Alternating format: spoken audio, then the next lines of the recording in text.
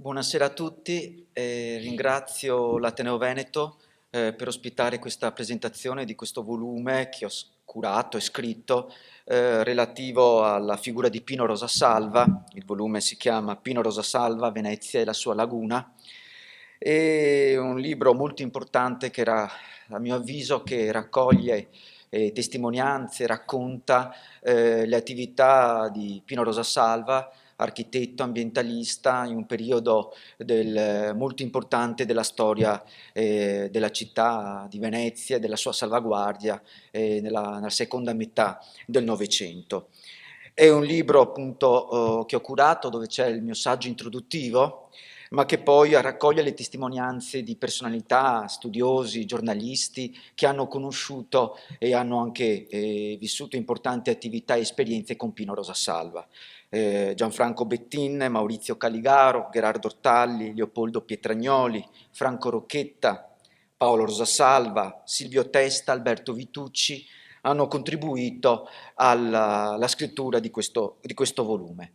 E con me oggi a questa presentazione c'è il professor Gherardo Ortalli che nella sua esperienza importante nelle file d'Italia Nostra ha potuto conoscere Pino Rosasalva molto da vicino, Silvio Testa, giornalista, che invece ha conosciuto Pino Rosasalva quando era più giovane e militante del Fronte per la difesa di Venezia e della Laguna, un'esperienza che racconteremo molto importante per la storia di questa città, ma che poi come giornalista anche nelle pagine del Gazzettino ha raccontato momenti importanti della vita politica cittadina.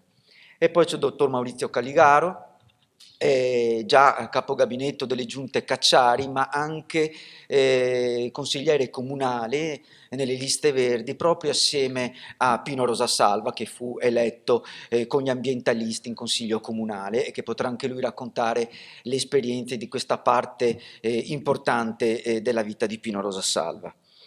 Io devo ringraziare, per aver scritto questo libro, devo sicuramente ringraziare la famiglia Rosasalva, e in particolare il figlio Paolo Rosasalva, che ha voluto con forza un libro che ricordasse la figura così importante nella storia del Novecento veneziano, che era la figura di Pino. E per me è stata un'esperienza molto molto importante.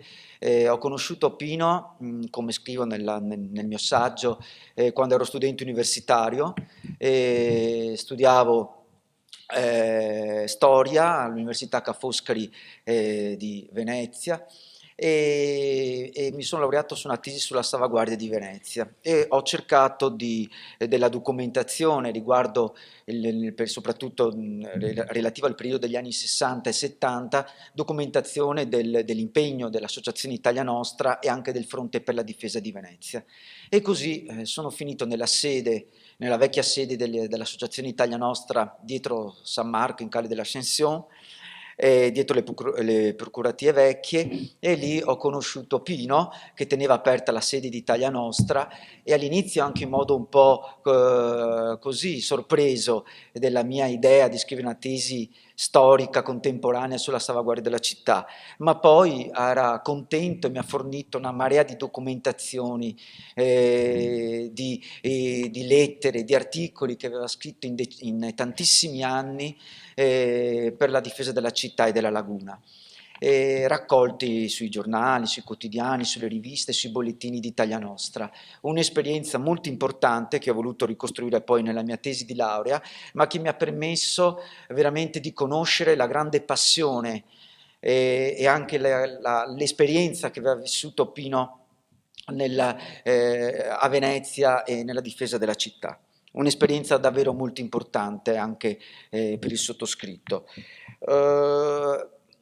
Raccontare Pino nel libro non è una biografia di Pino Rosasalva, non l'ho pensata così, non l'abbiamo pensata così, ma sono tante esperienze che i protagonisti di oggi, i protagonisti di questo libro hanno vissuto con Pino. Io ho cercato di ricostruire la storia spesso contraddittoria ma molto importante talvolta ancora attuale, storia della salvaguardia della città attraverso la figura di Pino Rosasalva.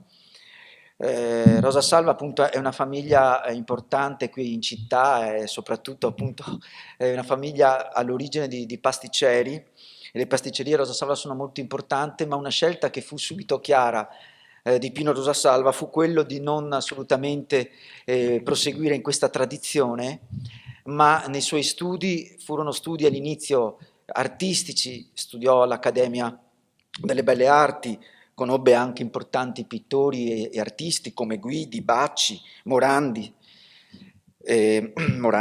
e poi anche proseguì gli studi in architettura, si laureò nel 1956 con una tesi col professor Giulio Lorenzetti, e poi iniziò anche, soprattutto negli anni 40 e negli anni 70, un'attività appunto di architetto, di arredatore. Molti negozi importanti di una delle vie, le mercerie centrali della città sono appunto state frutto della creatività come architetto di Pino Rosasalva.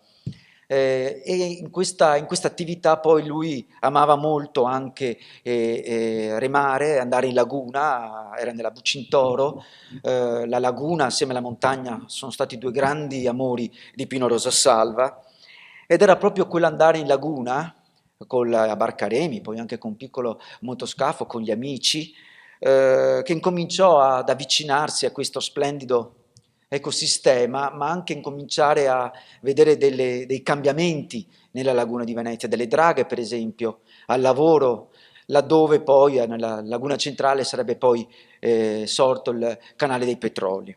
Incominciò quindi a constatare delle modifiche che avvenivano nella laguna negli anni 60, incominciarsi anche a chiedere cosa stava succedendo. Dopo l'alluvione del 66 fu chiaro a Pino Rosasalva e a molti altri che era in atto una grave modifica della morfologia lagunare, del sistema idrogeologico lagunare, idrodinamico, e proprio in quegli anni che c'è la prima grande esperienza di Pino Rosasalva molto importante che ho raccontato io, ma anche molte altre testimonianze del libro lo ricordano, che è quello dopo l'alluvione del 66, il dramma che colpisce la città, e nasce la consapevolezza del momento difficile, delle delicatezze di Venezia, che nasce una esperienza molto importante, storicamente a mio avviso molto importante, che è quella del Fronte per la difesa di Venezia e della laguna, dove Pino sarà un esponente attivo e fondamentale di questo movimento, assieme anche a Franco Rocchetta e al giornalista Indro Montanelli.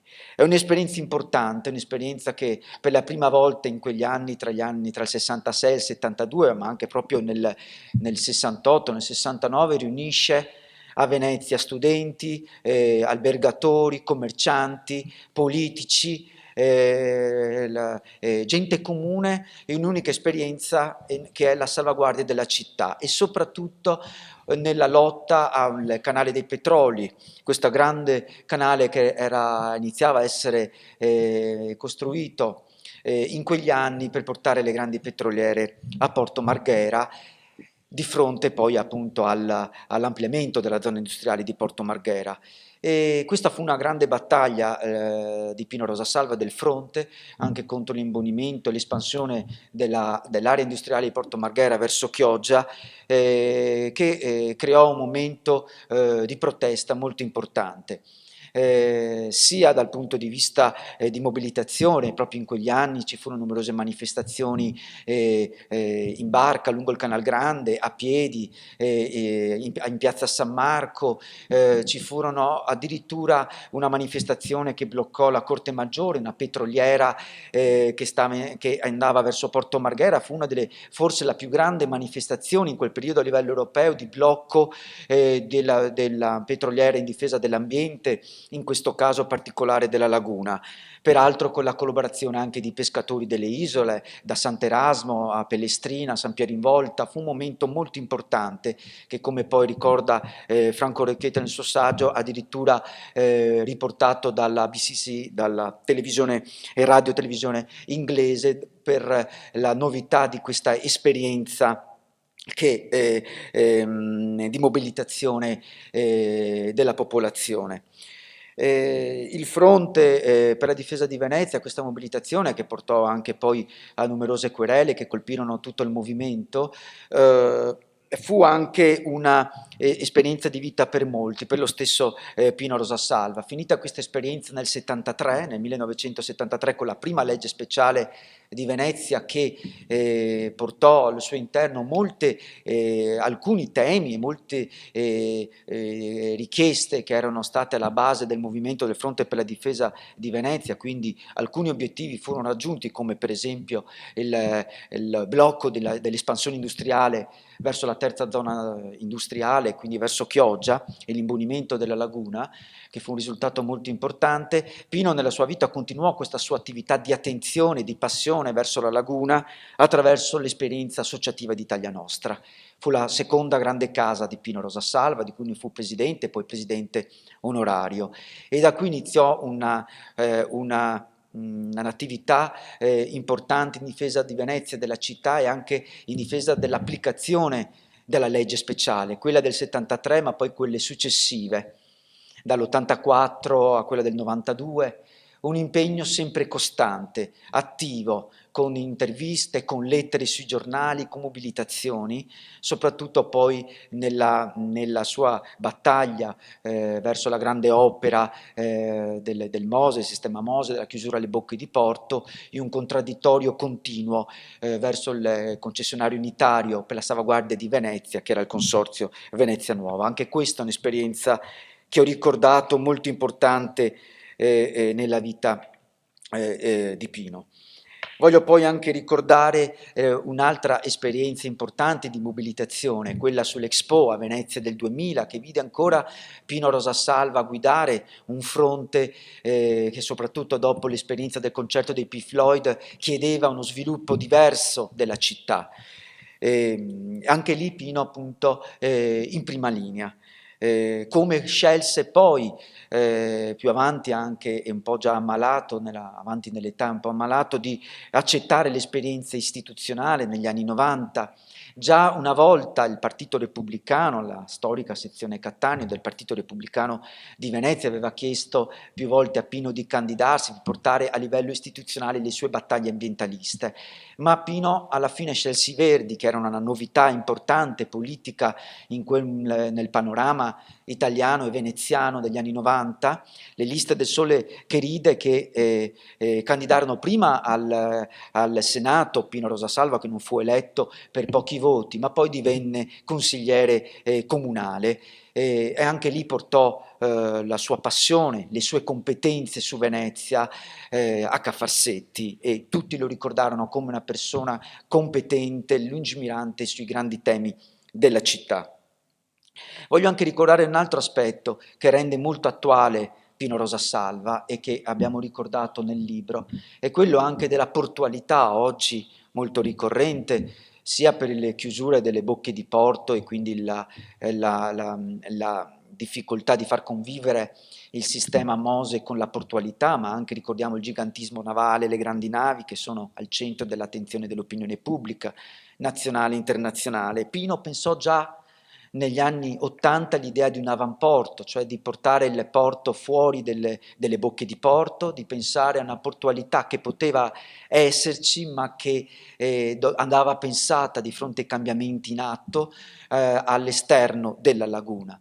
Fece anche una bozza dei disegni pensando appunto a questa soluzione, ma se ne parla ancora oggi. Si cercano le scelte oggi per risolvere questo tema. Pino Rosasalva appunto questa idea ce l'aveva già negli anni '80.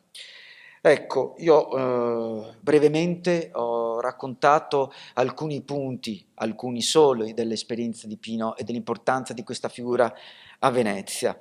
per far capire anche che il libro non è la vita di Pino, ma è la ricostruzione di un periodo fondamentale della storia di questa città, e che vuol dire salvaguardia, vuol dire anche contraddizioni, scontri, polemiche legate alla difesa della città e della sua laguna, ma che è stata ricostruita attraverso questa figura importante del Novecento, alla quale molti devono proprio anche la propria crescita culturale e morale. Bene, io con questo chiudo questa mia parte introduttiva, e anche un po' raccontato la parte che ho, il mio contributo di scrittura su questo libro, e lascerei adesso la parola agli ospiti, che ringrazio ancora per essere venuti qui all'Ateneo Veneto, Gerardo Ortalli, Silvio Testa e Maurizio Caligaro. Partirei e lascerei la parola a Gerardo Ortalli subito per raccontare appunto il suo rapporto che aveva con Pino Rosasalva e l'esperienza anche che ha avuto, visto che Gerardo Ortalli è stato anche importante esponente di Italia Nostra e consigliere nazionale. Grazie. Ognuno ha le sue colpe. Detto questo, ecco, qui io potrei chiudere tutto in pochi minuti leggendo le prime righe di quello che ho scritto in questo tuo libretto, questo tuo libro, e le ultime righe. Io scrivevo in apertura: Pino Rosasalva, onore al merito. Non è molto frequente, ma a volte capita di incontrare, magari in modo imprevisto, personaggi decisamente fuori dall'ordinario, quelli che un mio amico indicava come santi. Naturalmente santi laici, terreni, ben diversi da quelli con aureola, celesti, che si incontrano nelle chiese e in paradiso. Davvero non sono numerosi, ma qualche volta l'incontro capita. Queste sono le prime righe, vi leggo le ultime, poi metto via il libro. Per concludere, dopo aver parlato a lungo dell'esperienza di Pino, della mia conoscenza e del resto, per concludere, non saprei se per quei santi laici di cui parlavo all'inizio ci sia anche uno specifico paradiso laico, magari con una laguna. Comunque, se a qualcuno capiterà di andarci e vedrà uno di loro che sull'acqua se ne va in barca, potrà riconoscerlo come Giuseppe Pino Rosasalva, e ne sarà certo perché rema alla veneziana. Ecco, io credo in queste parole di avere spiegato tutta la mia ammirazione di anni per Pino Rosasalva, che per me, quando sono venuto a Venezia, in assoluto niente, era assolutamente sconosciuto. Io arrivavo da altre esperienze, facevo altro mestiere, e mi ricordo che la conoscenza era nata all'interno di questa associazione che si chiama Italia Nostra, degli amici di Italia Nostra in sede centrale di altre regioni. Mi dicevano: ma guarda, c'è un problema a Venezia. A Venezia c'è questo problema di questa sezione di Venezia che è sotto tiro da una buona parte della cultura veneziana, e l'obiettivo primo di questo tiro a segno è Pino Rosasalva. Così io mi sono chiesto: chi è Pino Rosasalva? Sono andato a cercarlo e sono entrato in contatto con questo santo laico, con questa persona straordinaria, capace di reggere senza bisogno di vincere, senza bisogno di successi, ma nella convinzione di quello che pensa, per un'intera vita. E quindi questo spiega un po' l'ammirazione che io ho maturato per Pino Rosasalva, e devo dire che è stata per me una fortuna incontrandolo in Venezia. Era un'altra Venezia quella che allora conoscevo. Quanti anni sono passati, decenni, era un altro mondo, c'era un'altra popolazione, c'erano altre attività, c'era una cultura di tipo diverso, era veramente un altro mondo. Di questo altro mondo Pino Rosasalva era una punta emergente, stupefacente secondo me per la sua linearità, per la sua disponibilità, per la continuità delle sue convinzioni magari anche discutibili, non lo so. Per esempio, da vecchio alpino non gli piacevano quelli che non avevano fatto il servizio militare, avevano preferito il servizio civile, e quando con qualcuno che dava una mano in Italia Nostra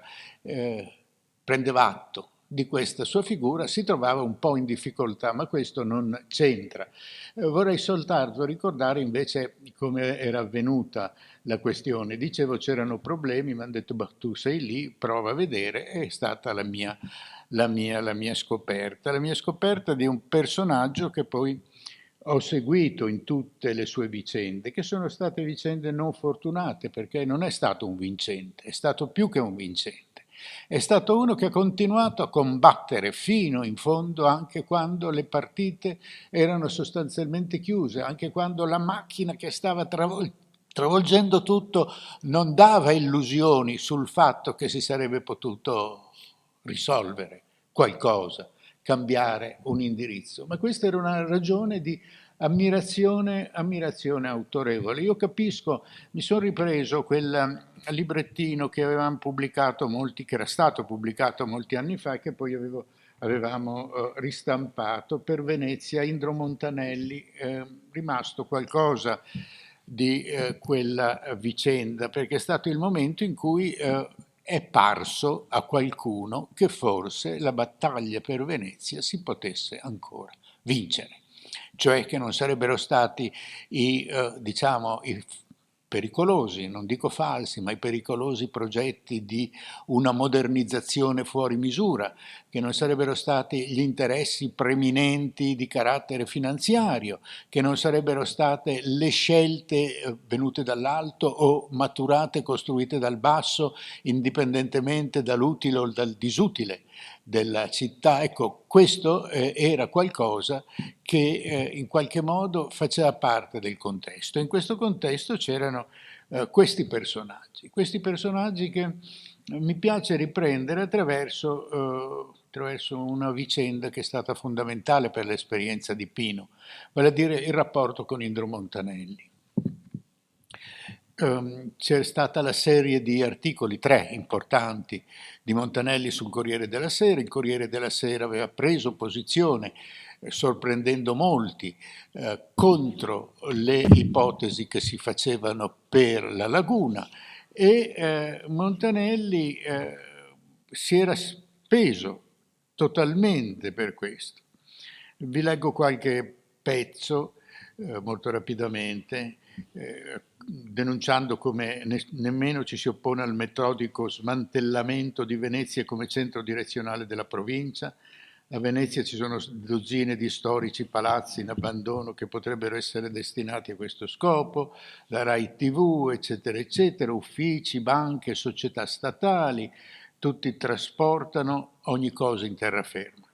Per fermare questa operazione, dice, ma voi lo ricordate meglio di me, dice le cose non funzionano, le cose non vanno. Segnalava fra l'altro come un momento chiave, si segnalava il momento in cui il Gazzettino trasportava le sue rotative in terraferma. Ma vi leggo quello che ci interessa di più. La testimonianza diretta di Montanelli: presa nel vortice di interessi tanto più grandi e più forti di lei, Venezia sta morendo. Come tutte le Caporetto italiane, anche questa ha i suoi soldati solitari eroi. I crociati d'Italia Nostra sono in stato di perpetua mobilitazione. Dal pozzo della sua cultura è bene ricordare questi personaggi, perché sono personaggi che non erano sul mainstream, non erano in linea con le tendenze vincenti e quindi vanno ricordati proprio per il modo in cui hanno impegnato loro stessi nelle scelte che oggi, a ben vedere, sembrano quelle più ragionevoli di allora. I crociati d'Italia Nostra sono in stato di perpetua mobilitazione. Dal pozzo della sua cultura storica il conte Marcello non si stanca di attingere cifre, dati, documenti, ordinanze della vecchia Repubblica, di comunicarli ai responsabili per indurli alla riflessione. L'architetto Rosasalva trascorre, a discapito dei clienti a vantaggio dei reumatismi, la sua giornata in laguna per studiare la complicata venatura e aggiornarne per conto proprio il disegno. Il sovrintendente alle gallerie Valcanover, stipendio 220.000 mensili, erano lire, non erano la moneta attuale. è tutto il giorno attaccato al telefono per mendicare aiuti dall'UNESCO e dagli ambasciatori stranieri accreditati a Roma. Quello di Bonn gli ha regalato anche un pulmino, questo per capirci qual era la situazione. Quello di Bonn gli ha regalato un pulmino che purtroppo Valcanover non può usare perché il governo italiano gli ha concesso sì cospicui fondi per il restauro di opere danneggiate, ma non gli passa la benzina. Il professor Giordani Soica passa le sue nottate da sentinella volontario e senza cinquina accanto a un mareometro installato con i propri mezzi per dare l'allarme in caso di pericolo, eccetera, eccetera, eccetera. Cioè questa è una bella immagine di un momento svolto per la storia di Venezia, perché era un momento di grandi decisioni. Era il momento in cui bisognava stabilire a livello nazionale, a livello locale, che cosa doveva essere Venezia, qual era il futuro di Venezia. E devo dire, col tempo, il mondo ha dato ragione a Pino Rosasalva, cioè il mondo che ci si poteva augurare era quello di allora, proposto allora, rispetto a questo che vede Venezia come un piccolo quartiere a destinazione strettamente turistica, in funzione di una terraferma che è quello che conta. Il rapporto con Montanelli. Il rapporto con Montanelli è stato molto importante. Io credo che Montanelli, che fra l'altro passava per grande conservatore, quindi in questa battaglia si trovava a fianco dei partiti di sinistra, il che poteva apparire un po' strambo se si fosse potuto prescindere o voluto prescindere da quella che era la specificità veneziana. Vi dicevo, il rapporto con Montanelli è stato un rapporto intenso, un rapporto forte, un rapporto che poi in qualche modo è finito con una resa, con non una resa, ma con una capacità di tenuta che Montanelli denunciava di non poter più seguire. E vi leggo la ultima lettera di Montanelli a Pino Rosasalva. È una lettera, non so bene che anno, non ho la data, ma è comunque attorno al 2000, 2002, 2005. E scriveva a Pino che non aveva ancora smesso, non aveva nessuna intenzione di smettere nella sua battaglia, anche se era perso ormai, anche se la partita era chiusa, anche se chi sbagliava aveva vinto, e continuava, dando una buona lezione a molti di noi. E Montanelli scriveva una risposta che fu pubblica, come erano state pubbliche le sue prese di posizioni precedenti, cioè quegli articoli, quei 3 famosi articoli scritti sul Corriere a suo tempo. Era una lettera personale che scrive a Pino, personale ma pubblicata sul Corriere, e lo esorta, a Pino che lo esorta, dice a Montanelli: qua bisogna tornare in campo perché bisogna salvare il salvabile, se c'è ancora qualcosa di salvabile. Fu una lettera personale che Pino scrisse, esortandolo a riprendere il passato impegno e che ebbe come riscontro una risposta volutamente pubblica, dal momento che apparve simbolicamente sul Corriere, ricollegandosi dunque agli scritti di circa un trentennio prima, quasi a segnare la storia che aveva visto sullo stesso fronte questi che erano ormai 2 grandi vecchi. Era una lettera amichevole ma anche triste, una lettera affettuosa ma non lieta, una lettera che io ricordo come segno di una stagione che finiva, una stagione in cui entrambi e molti con loro si rendevano conto che la partita era chiusa, che cominciava un'altra stagione, cominciava un altro periodo. Ecco, questo mi premeva di ricordare. Un'altra cosa forse vorrei ricordare, anche perché indica bene la capacità di tenuta e il peso che Pino è riuscito ad avere nella cultura del nostro paese, nella cultura nazionale. Difatti il caso di Pino fu un caso nazionale che rimbalzò Roma e rimbalzò anche in Italia Nostra. Pino dava fastidio. Quello che diceva andava non soltanto discusso e contestato, andava bloccato. E per questo mi telefonarono, un giorno io stavo già a Venezia, abitavo a Bologna, prima sono venuto a Venezia, quando sono venuto a Venezia ho detto basta con Italia Nostra, ho altre cose da fare, non ne parliamo più e via dicendo. Telefonano, mi scrivono degli amici non veneziani, degli amici eh, emiliani, romani, eh, friulani, che mi dicono: ma com'è questa situazione? Italia Nostra che sta per espellere Pino Rosasalva, come mai? Cosa sta combinando? Il Consiglio nazionale cosa deve decidere? Qual è la questione? Chi ha torto e chi ha ragione? E fu allora che io rimasi preso prigioniero un'altra volta da Italia Nostra e rimasi preso prigioniero a causa della personalità di Pino, perché quando lo conobbi con una sorta di riservata indagine promossa da altri, mi resi conto dell'eccezionalità di quel personaggio. E da questo punto di vista conobbi quell'altra Venezia che non conoscevo, che era la Venezia che ancora cercava di difendersi, di difendere se stessa, di difendere la sua tradizione, di non arrendersi a fronte delle opere monumentali, degli affari che la potenzialità della modernità propone. E devo dire che è stata un'esperienza straordinaria, straordinaria. Qui vorrei, e poi non vi faccio perdere altro tempo, ma vorrei ricordare una lettera scritta da un nostro amico, un grande stimatore anche di Pino, Giovanni Lo Savio. Giovanni Lo Savio era consigliere di Stato, era uno dei personaggi nella magistratura italiana a livello più alto e conosceva bene Pino. E, fra l'altro, quando Pino morì, non poteva venire alle esequie. E quelle esequie io le ricordo come la testimonianza di un'altra Venezia, una Venezia che ancora più che esistere resisteva. Cioè gente che ancora pensava che, non so, che il Mose, che l'aeroporto, che Mestre, che questo, che quello, che la terraferma, fossero qualcosa che doveva esserci, ma Venezia era qualcosa che doveva salvare anche se stessa. Lo Savio scrisse una lettera molto affettuosa, non ve la leggo, ma vi leggo soltanto questo punto, perché nessuno di noi lo sapeva, non so neanche se voi lo sapete. Non so, leggo la lettera di Lo Savio. Prima ricordo un'altra cosa, l'abbraccio con Ciampi.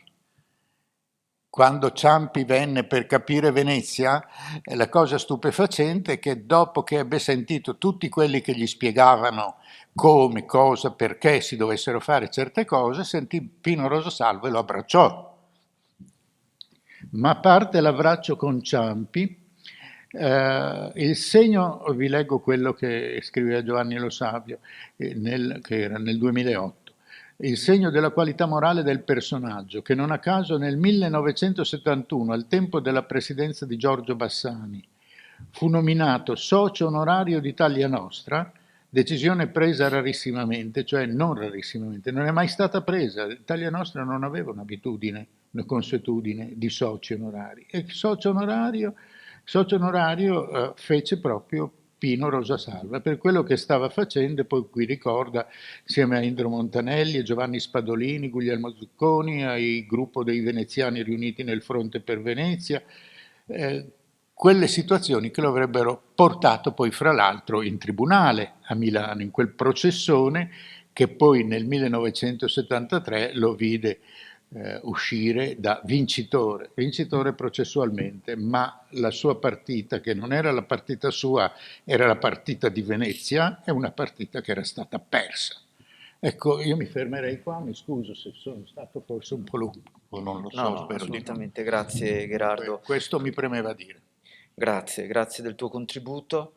Prima di passare la parola a Silvio Testa, ecco, volevo dire che vengono proiettate delle immagini, non è solo la copertina del libro, ma sono immagini che rappresentano proprio foto storiche della mobilitazione del Fronte per la difesa di Venezia, dove appunto abbiamo ricordato figura importante fu Pino assieme a Indro Montanelli. Erano le prime grandi mobilitazioni acque. C'è una foto poi particolare in cui c'è anche il blocco della petroliera a Corte Maggiore, un altro momento importante della mobilitazione del fronte. Poi ci sono dei manifesti che compaiono in queste proiezioni, erano manifesti murali, fu un modo informativo, un metodo di informazione che fu utilizzato dal fronte in tutta la città e che attaccava anche e soprattutto importanti esponenti politici da allora colpevoli secondo il fronte di attività che andavano contro l'ecosistema lagunare, imbonimenti della laguna, lo scavo del canale dei petroli, e furono proprio quei manifesti che poi causarono le querele da parte dell'amministrazione guidata da Favarito Fisca, dal sindaco allora democristiano Favarito Fisca, contro il fronte, contro Montanelli, che portarono poi anche i processi, tra cui anche quello stesso di Milano. E, ecco, e poi ci sono le immagini di Pino da giovane, poi anche appunto più avanti con l'età che vengono proiettati. Se permetti un Sì. secondo, io ho parlato di Pino, ma di Pino perché è al centro di una Venezia di un certo tipo, di persone di un certo tipo, di personalità che si sono spese in quel modo. Per quello non vorrei che il mio parlare di Pino mettesse in ombra il fatto che Pino era uno soltanto, era uno in particolare, ma era uno soltanto tra, diciamo, un'altra Venezia che forse è più presente qui attraverso voi che non attraverso me. Scusate l'intromissione. Silvio, prego. Per parlare di Pino dovrò parlare un po' di me, spero di poter venire scusato. Io con Pino ho un grandissimo debito di riconoscenza, perché se nel male è tutto merito mio, nel bene, in quel poco di bene che ho cercato di raggiungere negli anni, sono in tutto e per tutto debitore a Pino, fino sostanzialmente anche alle ultime battaglie che si sono combattute qua in città contro le grandi navi, il gigantismo, eccetera. Cosa posso dire? Io nel 66 ero in montagna, studiavo in collegio, però in quel 4 novembre, fatalità, ero a Venezia e vissi quell'acqua alta, quell'acqua granda come poi fu chiamata, più come un'avventura che come un disastro. Cioè, nella mia percezione giovanile, non vorrei dire una cosa inaccettabile, ma insomma era quasi veramente tra virgolette, un divertimento. Feci fatica a tornare in collegio, dovetti restare a Venezia diversi giorni perché la strada per Borca di Cadore era interrotta. E questo è una cosa che dovrebbe far riflettere, perché quello che succede a Venezia non è mai un fenomeno isolato, no? Ma è sempre la declinazione lagunare di quello che accade sostanzialmente nel nord Italia o quantomeno nel nord-est d'Italia.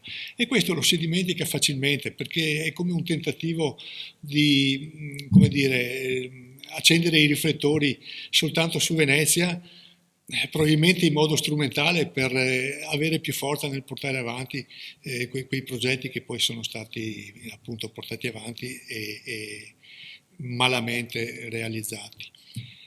E per cui ero un po', diciamo, isolato dal contesto cittadino. Quando poi feci la maturità tornai a Venezia e attraverso Paolo, che era mio amico, Paolo Rosasalva, il figlio di Pino, respirai subito un'aria particolare, che era forse l'aria dei tempi per noi giovani, no? L'aria del pre-sessantottina, l'aria del 68. E così finì che mi avvicinai al fronte per la difesa di Venezia.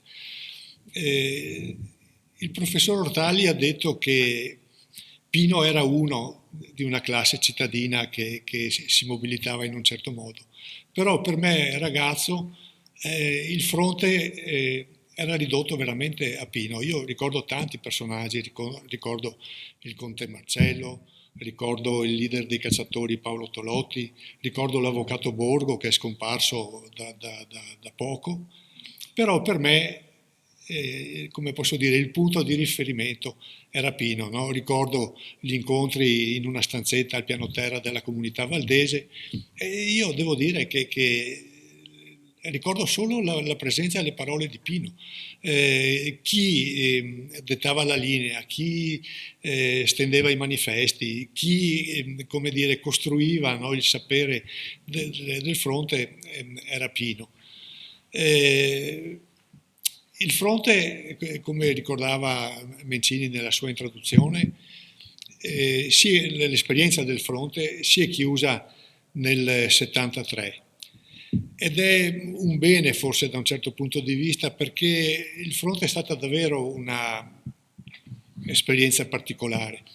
Cioè io non so se sarebbe durato oltre il 1973, nel senso che le differenze politiche, ideologiche, di cultura, no, delle persone che animavano il fronte a un certo punto sarebbero in qualche modo venute allo scoperto. No? All'epoca iniziale del fronte la battaglia era basta manomissioni della laguna, no?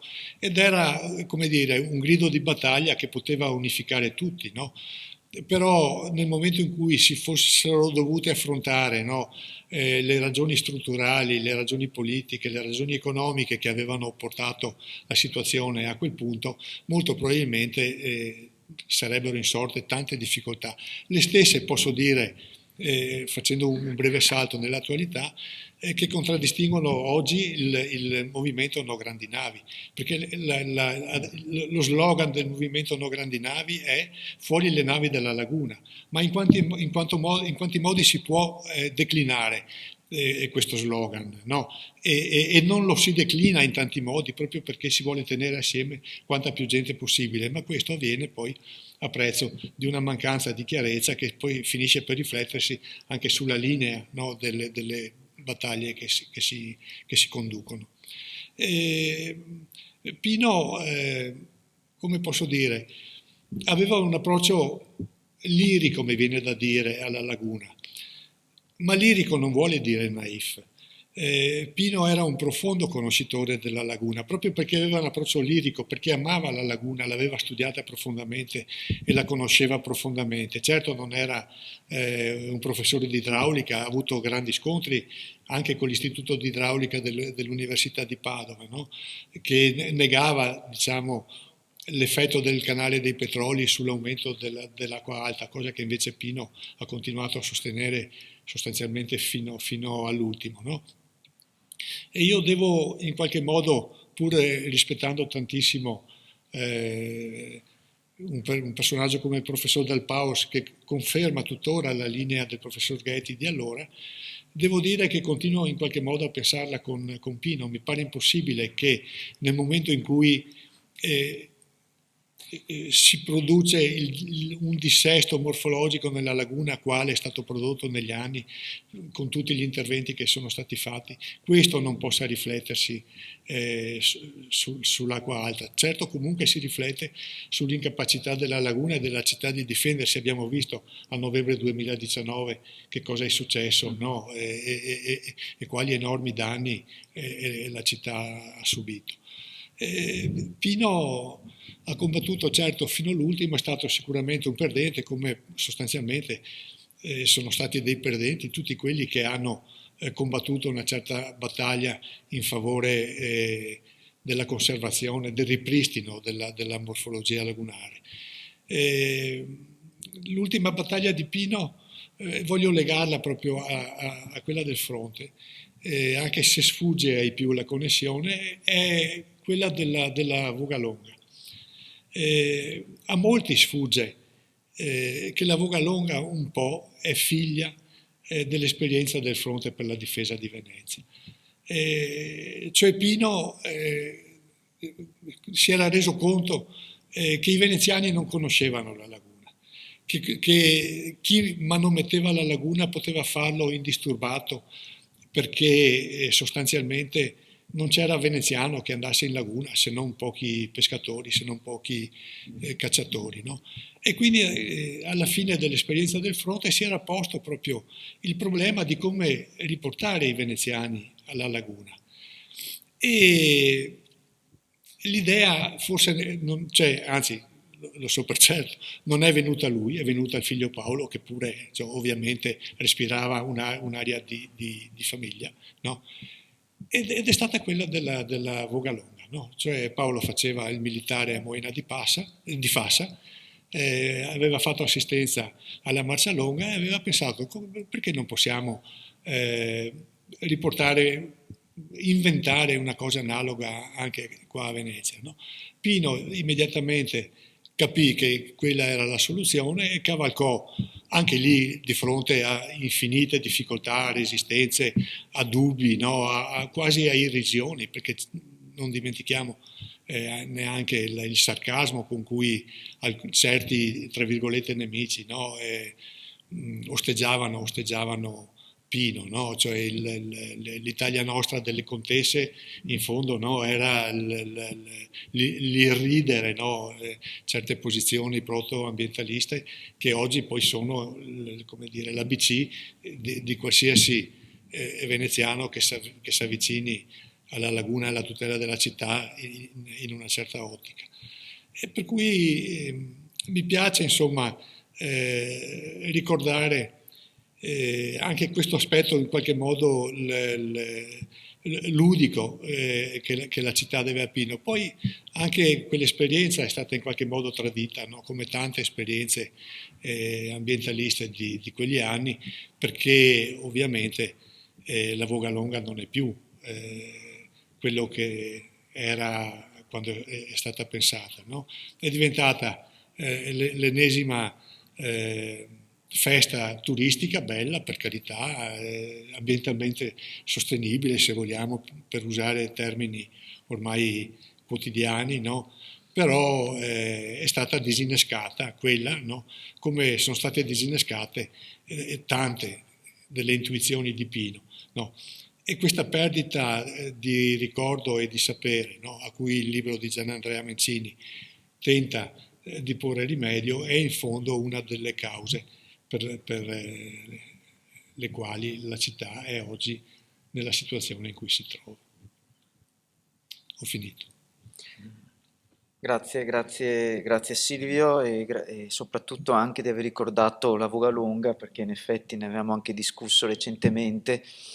Pino proprio era preoccupato del fatto che i veneziani non frequentavano più la laguna e soprattutto non la frequentavano più a remi nel modo lento, calmo e questo aveva portato Pino a pensare, e poi come abbiamo visto con Silvio e poi col figlio Paolo Rosasalva, a pensare a una modalità anche diversa di poter riportare i veneziani in laguna, e che sarà poi appunto la voga longa nel 1975 con un lungo percorso di preparazione a riportare i veneziani nella laguna nord, in questo caso a Remi, e quindi poi di fatto poi creare una manifestazione remiera non competitiva famosa in tutto il mondo. Volevo anche ricordare, prima di lasciare la parola a Maurizio Calligaro, che mi sono dimenticato prima, che è l'editore del libro Supernova Edizioni, che è una casa editrice del Lido di Venezia, Supernova, e Giovanni Di Stefano, che devo dire con grande coraggio continua a pubblicare dei libri su Venezia, sulle problematiche veneziane, è molto attento a questi temi e questo sicuramente aiuta noi scrittori a poter anche esprimerci in modo libero su temi delicati, ma che riteniamo ovviamente fondamentali per la nostra città dove viviamo. Quindi ecco, Supernova Edizioni, ritenevo giusto ricordarla e anche ringraziarla per la disponibilità. Lascio la parola ora a Maurizio Calligaro che ha vissuto a lungo anche lui delle esperienze con Pino Rosasalva, ma anche l'esperienza di avere Pino vicino a Caffarsetti in consiglio comunale, come consigliere comunale. Sì, io credo che in pochi minuti mi resta da spiegare che cosa ci faceva sostanzialmente Pino nei Verdi. Il rapporto dei Verdi con Pino e di Pino con i Verdi non è mai stato un rapporto strumentale. I Verdi non hanno usato Pino come la bandiera ambientalista per avere più visibilità o per avere più voti e meno che mai Pino ha usato i Verdi per arrivare a candidarsi, che ne so, al Senato, come ha ricordato Gianandrea, oppure per arrivare a sedersi nei banchi di Cafarsetti, cosa che sia l'una che l'altro aspetto, l'uno e l'altro aspetto non gli interessavano proprio per niente. E nemmeno possiamo dire che l'approdo di Pino a un impegno direttamente politico, che come ricordato aveva già rifiutato negli anni del Partito Repubblicano, sia stato, come dire, l'approdo normale, l'approdo finale, l'approdo logico dell'esperienza politica e di lotta di Pino Rosa Salva. È stato un rapporto molto dialettico e la prova che ci si è confrontati su questo e si è arrivati ad intendersi al di là delle provenienze. Ricordiamo che senz'altro metà anni 80 fino a metà degli anni 90 e anche più in là, diciamo, l'esperienza di Verdi era sì un'esperienza ambientalista che teneva assieme varie realtà, ma nasceva da una solida, come dire, impostazione, per quanto valessero allora le categorie politiche di sinistra, cosa che certamente non possiamo dire dell'esperienza politica nel passato di lavoro politico di Pino, ma proprio il fatto che personalmente, per il rapporto che ci legava, ma anche, come dire, per come ci si presentava sostanzialmente a difesa dell'ambiente, anche dell'ambiente lagunare, la scelta di Pino di candidarsi con i Verdi sia stata una scelta che ragionava proprio della dialettica che si era creata. Non eravamo d'accordo su tutto, anzi, probabilmente su molte cose non eravamo d'accordo o Pino le vedeva con molto distacco. Cioè, una per tutte, per capirci, lui non ha mai creduto che il Mose sarebbe andato in porto, perché riteneva che sostanzialmente alla fine, con un ragionamento logico e che, come dire, dobbiamo anche per certi aspetti dire che aveva ragione, sosteneva che non si sarebbero mai trovati i soldi per costruirlo. Viceversa si sono trovati, per le ragioni anche che tutti sappiamo, i soldi per costruirlo, resta da vedere se saranno trovati i soldi per farlo funzionare. Quindi diciamo, anche da questo punto di vista, riprendendo un po' l'esempio di prima del Pino a volte vincente, a volte perdente, ha avuto una parte di torto, ma sostanzialmente ha avuto anche una parte di ragione, come è evidente che per molti di noi era assolutamente diversa l'impostazione di che, tra virgolette, fine far fare a Porto Marghera. Pino, con la sua impostazione, con la sua provenienza, con le sue battaglie pregresse, vedeva in Porto Marghera, vedeva nella nascita della zona industriale di Porto Marghera, prima, seconda zona, eccetera, una delle cause fondamentali del dissesto lagunare, della distruzione di gran parte, di una parte preponderante della zona di Gronda dell'ambiente lagunare.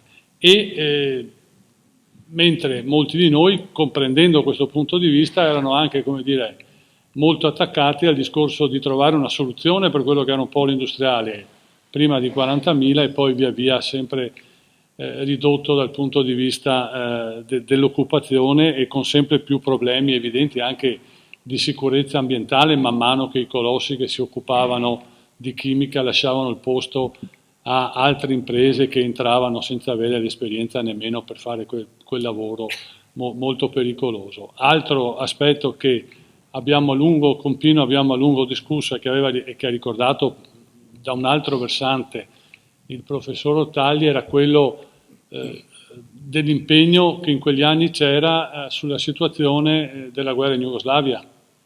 Pino, come dire, solidamente ancorato alla sua esperienza appunto di tenente degli Alpini, era perfettamente convinto che ci fossero guerre giuste e guerre sbagliate e quindi sosteneva quello che alla fin fine poi è arrivato a sostenere Alex Langer, però, che è stato a lungo leader dei Verdi e purtroppo se n'è andato troppo presto, cioè che alla fine bisognava intervenire, per esempio in Jugoslavia, che il semplice discorso di equidistanza dai contendenti, quando c'era un contendente molto forte che avrebbe massacrato il contendente più debole, non era una soluzione, era semplicemente una maniera per difendere una posizione ideologica, ma sostanzialmente non per risolvere il problema, con tutto il discorso poi dell'ignavia dell'Europa e della comunità europea, dell'Europa e via dicendo.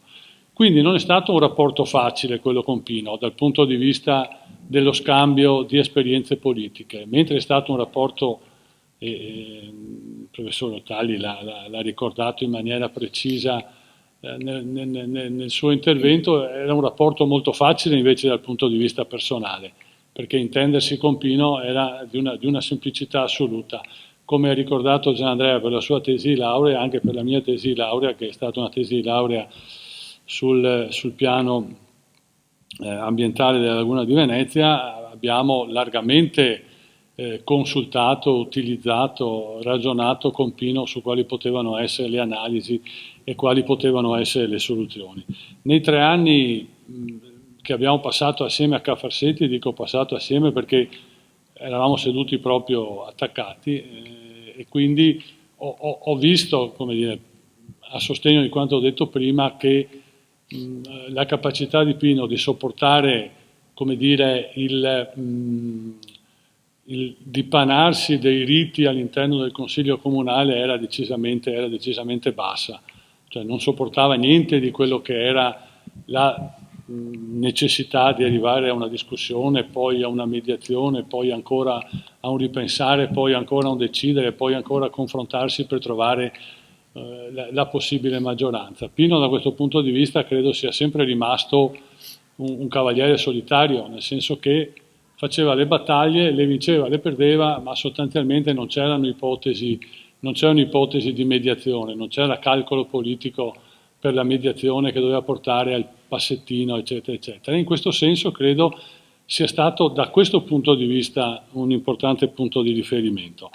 Sia stato un importante punto di riferimento perché in quel periodo, in quei diciamo 7-8 anni, la capacità del movimento, dei Verdi, di tenere assieme esperienze completamente diverse, provenienze completamente diverse, capacità di analisi completamente diverse, è stata, a mio modo di vedere, la ragione vincente del risultato poi in termini anche elettorali dei Verdi. Ricordiamoci che nel 1990, quando è stato eletto Pino Rosasalva, c'erano 7 consiglieri comunali dei Verdi, l'11% dei voti e un peso politico che poi, per ragioni che adesso sarebbe troppo lungo stare qui a discutere, è andato ovviamente riducendosi e sostanzialmente confinandosi a residuo nel panorama politico attuale.